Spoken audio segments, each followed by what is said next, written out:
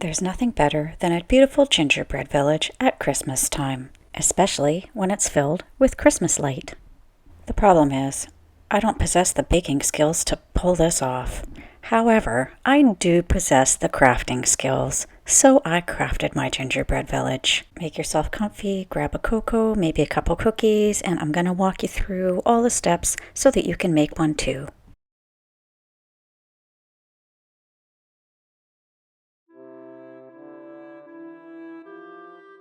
I jumped around from house to house as I show you all the techniques that I used to pull together my gingerbread village. I picked up this little A-frame house at Dollarama. Here's another one from Dollarama, also $4. At least the birdie can get into this one. This one's from Michaels. It was about $17, but I had a coupon. And here they are, making up my small gingerbread village, pre-gingerbread. Originally, I intended to paint these with spray paint. However, the color that I used ended up looking a lot more like melted chocolate than like gingerbread. I did try out quite a few different shades of brown. In the end, I went with apple barrel nutmeg brown that I've seen a few other crafters use. So I painted the nutmeg right on top of the spray paint and it worked just fine. Although I do think painting it on top of the darker brown did deepen the tone somewhat. All three houses got a coat of nutmeg brown. The largest house had these really adorable little doors with brass hinges, and I didn't want to paint over those, so I removed the doors using a teeny tiny little screwdriver and tucked them aside. Since I was planning on painting the window and door frames white, I didn't bother giving them a coat of brown. Now that all of the houses have their initial coat of gingerbread coloring on them, it's time to get to work decorating. For this one, I'm going to add a little bit of snow to the roof, and I'm going to do that using puff paint.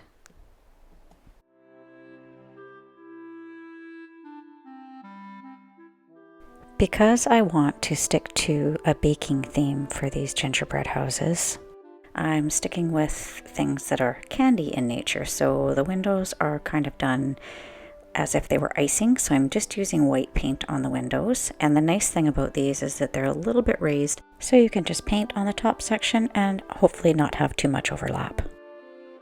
And let's not forget about those teeny little doors. They also need a coat of brown paint. I'm also going to give the front railing a coat of white paint as well.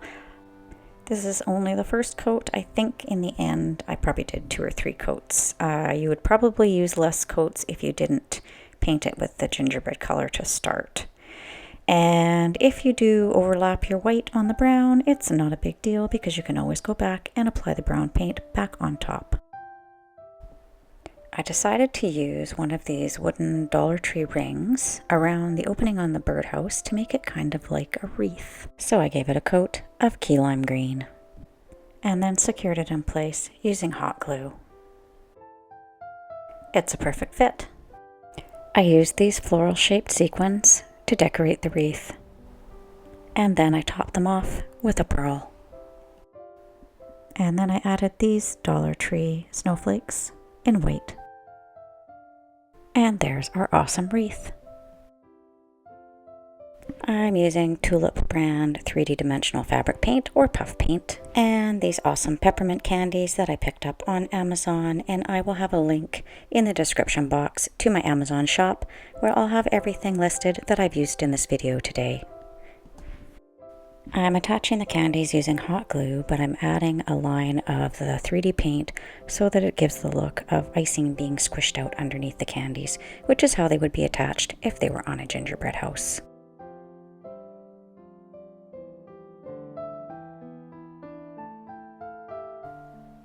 My center candy under the wreath is a little bit lower down than the other candies, but that's okay because I really like the addition of the wreath. For the A-frame house, I'm also outlining the windows in white, as if they were done in icing.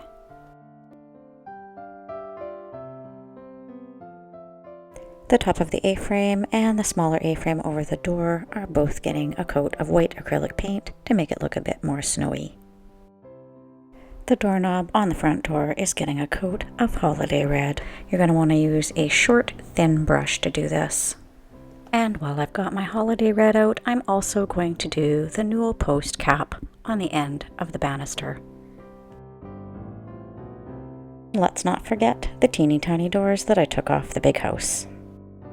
I'm going to use this tropical green acrylic paint, which is pretty much the same color as my key lime green that I used on the wreath. I'm going to use this to do the spindles in the railing on the front porch. I've already given them one coat, and this will be the second coat.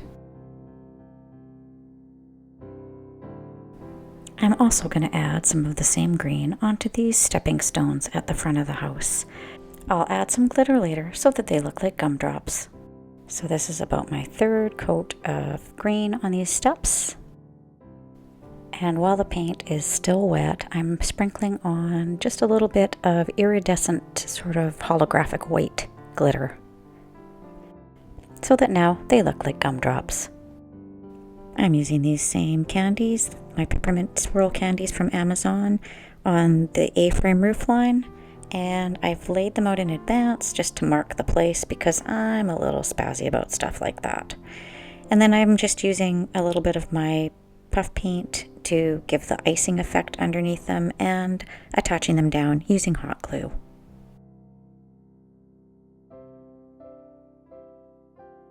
I picked up these straws at the Dollar Tree. I'm going to use them to make pillars.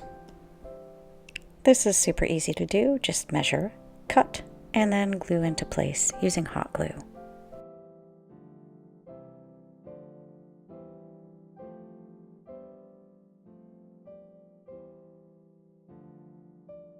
These ones are red, white, and green. So I have pre-cut them, and I suggest when you're cutting them, if there's an angled roof like there is on this one, it's best if you can cut the straw at a bit of an angle so you can't see any gaps. And just hot glue them in place.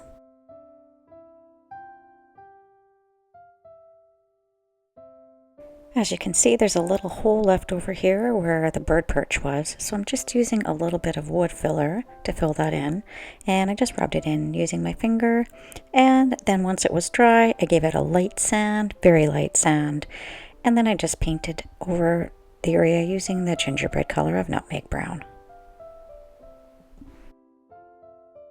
I felt like the front steps needed a little coating of snow, so I'm just using white acrylic paint here, and I'm just going to paint the top of the steps white so it looks like there's a little bit of a snow covering on them. And then I added more on the banisters later as well. Here is where the schoolhouse sits right now. It looks pretty good, but I feel like it's missing something.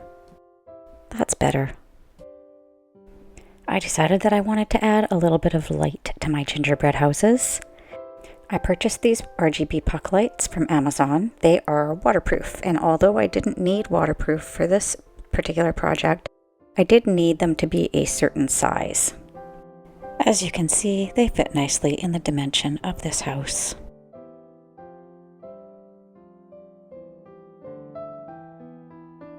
On this larger house, I actually had to drill 3 holes because it was broken up into 3 interior sections. I used an impact driver and a 1.5-inch hole saw to cut the holes into the bottom of my houses. I decided to use a little bit of spackling. This is DAP spackle. I'm also using these Wilton disposable piping bags.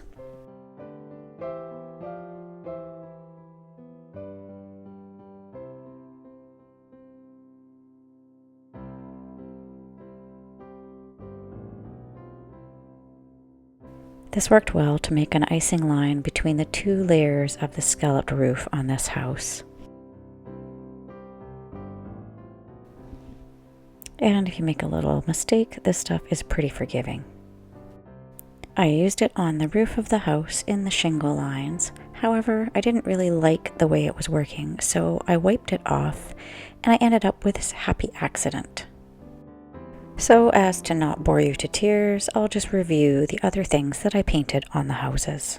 I painted the little bench on the front in I believe the shade was latte, and I felt like it would either be probably pieces of milk chocolate or maybe graham crackers if I'm sticking to my candy theme. I painted the outside of the picket fence, and I just painted the outside because it was really fidgety to get in and paint the inside, and most people probably won't notice it from the front anyway. One more thing that I did was I gave the outline of the door just a little bit of white paint around the edge because I felt like it was sort of blending in. I gave the inside area on these windows, upper windows, a coat of white so it stood out a little bit better. And on the larger house, I gave the opening doors a coat of white paint on the edges so that they pop a little bit. Here are the houses before and after, and here is the completed village. I hope you enjoyed making this gingerbread village with me. Thank you so much for stopping by and hanging out with me, and please let me know what things you liked and didn't like in the comments below. I've linked up another video for you that I think you're really going to enjoy. It's fun, easy, and adorable. So go on over and I'll meet you over there. Happy holidays!